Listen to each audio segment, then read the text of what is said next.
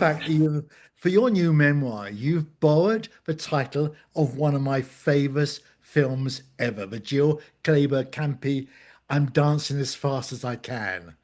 Yes. Why should you borrow that? Well, I never saw the movie, and I just like the word prance. And my friend Charlie, Mhm. who lives in Provincetown part of the year, um, actually he said it because I had a title that wasn't going to be any good. I wanted to call it "Dick Slapped by God," and he and everyone else around me said absolutely not. So then he suggested that, and I always loved the word prance, and I loved that old RuPaul song. So that's it. I Yeah, can't it's a take great film. 100% credit for So that. we've never met, but I owe you big time for 20 years of Will and Grace, which sort of mirrored all of our comings out and our lives. Um, and it gave us queers a really wonderful public stance for once, so people could see we weren't so horrifying after all. Why was it important for you to be part of that team for 20 years? I had an agenda. I and my writing partner Tracy Powers, we joined as a team, and we had agendas. We were like our gay agenda, and she had many other agendas, and we were like, this is going to be our chance to, you know, be in your face with the gays and blah blah blah. And and I was thrilled that I was going to be part of a gay thing, and it was groundbreaking and blah. And then we realized pretty quickly you had to kind of use nuance, and you couldn't just jump right in.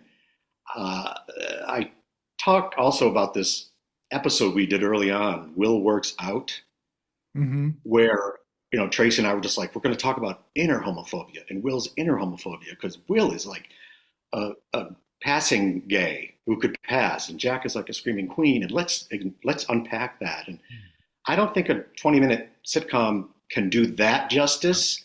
And we tried, and to the credit of the showrunners and Jimmy Burrows and all that, they went along. It was a little complicated, and we used the word fag, and I don't think it ever reran. It was like the lost episode of Will and Grace until not long ago, a few years ago or whatever, they reran it because the advertisers were not happy. How much of it was meant to entertain or educate us? Did you Well, purposely think about that? it it kind of dovetails on what we were just talking about because it has to be, and we learned this lesson with sitcoms. I think it might be different now with other TV shows, but you really might not be. It really is about entertainment, I think, first, because if you entertain and you slip a message in or something and you do it under the guise of entertainment, it gets heard. If you're just preaching, it does not get heard, and nobody wants to watch that or be told something, Yeah. told a lesson. So if you're seeing that on TV or somewhere, then that's bad writing. It's Mhm. good writing if it's entertainment, whether it's funny or moving or whatever. But then there's an underneath to that. That is, I guess, the lesson. Yeah. Yeah. Every So gay man I know related themselves to one of the characters, yeah, either handsome Will, funny Jack, or vamp like Karen, or the dizzy Grace. Which one were you? yeah. Oh gosh, I was in the I could be Will, and I tried to be Jack. And I don't want to say I was Will because people didn't. Yeah. It was a lot of my inner Yeah. homophobia of acting like Jack. I wasn't ready to act like Jack or let my Jack out or get my Jack off. Okay. Um, This interview is going to be banned from most social media now. Thank you very much.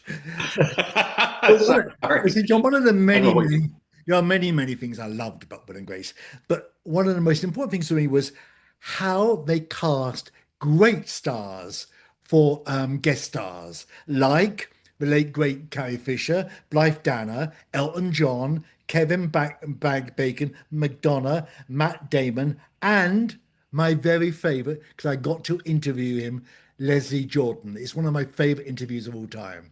yeah. How Yes, yes, yes. when did it start becoming so fashionable for always stars to want to be on it? You know who started it? It's Matt Damon. I don't remember the specifics, but he had a friend. Oh gosh, he had a friend who did an episode, and I'm missing some details, I think, but not like a famous friend, like Mm, a mm. working actor, and somehow he then decided, like his working actor friend, I think maybe he came that night to watch that episode. I can't remember, but then he wanted to do it, and we were like, "Oh, okay, all right, let's have him audition." No, we didn't say, but he started it. He did it. He had a really good time, and then it kind of picked up momentum. Yeah. Like a couple other people, I guess they must have heard he did it, and they really enjoyed the episode where he was trying to.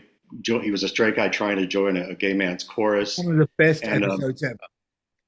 oh, Best yes, episode. yes, I think so. I think it was really funny.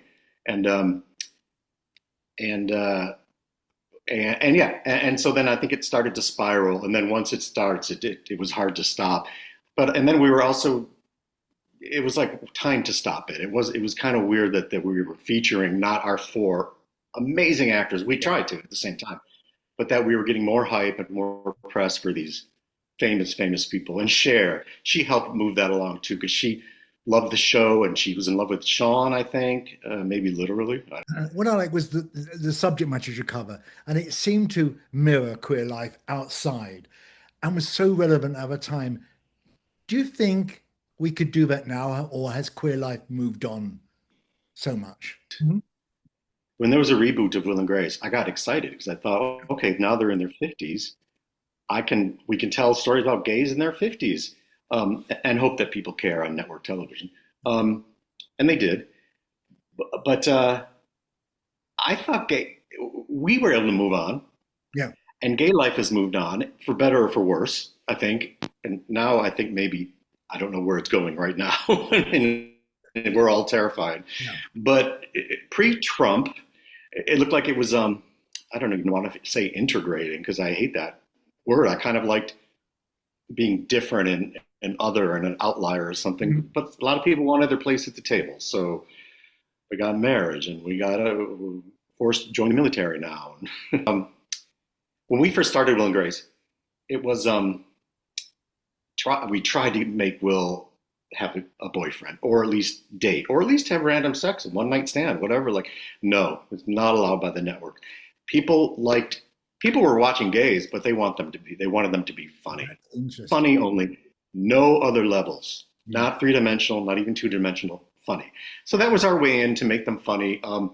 I think the challenge tunity is now many years later is to have 3 dimensional gay guys and girls and LGBTQ and to keep them funny, but give them 3 dimensions. You can do that, maybe not on network television, Yeah. which still has sponsors and has a certain way of doing comedy.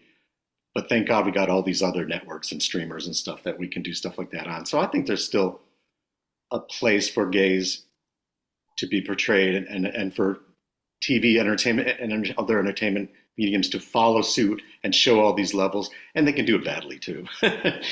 I'm a No, great fan of queer cinema, and I follow a lot of it and cover a lot of it.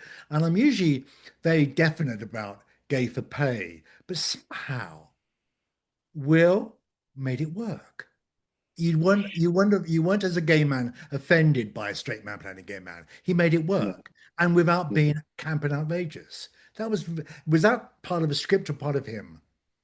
That was all him. Mhm. I, for one, am fine with straight guys playing gay guys. I know that there's theories and things that people should be what their character is for the most part, but Eric is a perfect example. I mean, he brought that. He's what we used to call metrosexual. Remember that term from Yes. decades ago? That was like one of the first kind of labels or something that, and I think Eric was that, and completely confident in who he was, so truthful that he didn't have to put anything on. Literally didn't have to put anything on. He didn't put any mannerisms or anything that I've ever noticed, and it was truthful, and therefore it was you related to him, maybe straight or gay. You could, and it was intentional. They wanted at the time, it's network sitcoms, probably still true.